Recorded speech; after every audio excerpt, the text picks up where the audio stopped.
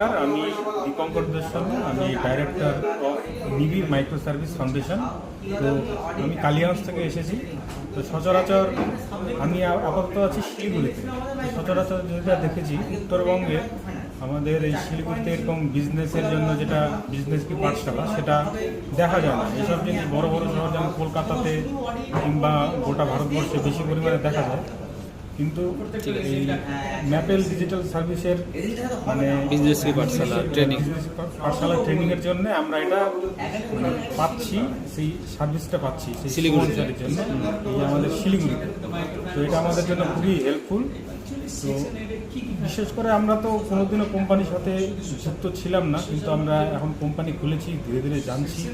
Company সম্বন্ধে আমাদের অভিজ্ঞতাও সেরকম নেই, কিন্তু সুমন স্যারের গাইডেন্সে আমরা ধীরে ধীরে জানতে পারছি কীভাবে অডিট করতে হয়, কীভাবে অ্যাকাউন্টিং করতে হয়।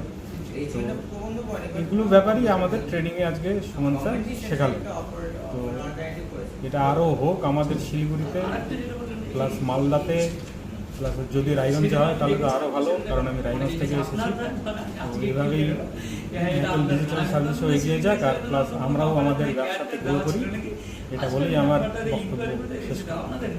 हर क्लाइंट को मिले प्रोटेक्शन, चलो उड़ान भरते हैं, नए सपने सजाते हैं, मैपल के संग हम